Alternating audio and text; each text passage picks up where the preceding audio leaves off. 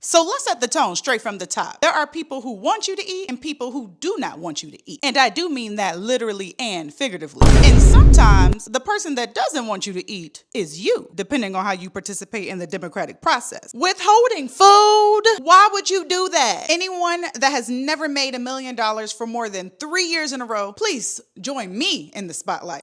Don't scroll.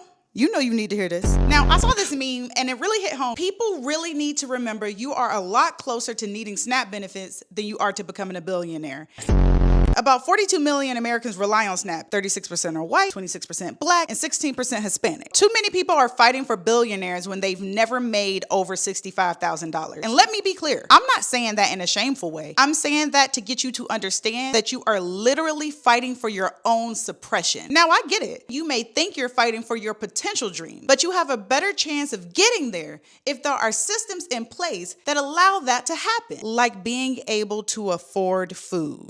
67% of U.S. workers are living paycheck to paycheck, and more than 1 million Americans were laid off as of October, and the year isn't even done yet. So if you're someone who says, damn, it's the first already, you are probably conscious of money because you have to be. Shoot, I know I have to be conscious of money. I know we love to romanticize billionaires as hard workers, but most billionaires don't get it out the mud. They get rich by hoping workers like you never realize their worth. Most wealth comes from exploitation. Now, Judge John McConnell, the one who ordered the Trump administration to find the money to fund SNAP fully, he wants you to eat. He told Trump, find the money. Once you find it, make it enough. Now, I did some research. That judge was nominated by former President Barack Obama back in 2011, and he now serves as chief judge in Rhode Island. Now, catch this. Georgia Representative Andrew Clyde tried to impeach this judge earlier this year. Imagine trying to impeach the judge who was fighting to feed America throughout the holidays. It's not a good look, Clyde. It's not a good look, Clyde. Clyde submitted the paperwork back in March, and of course I read the document.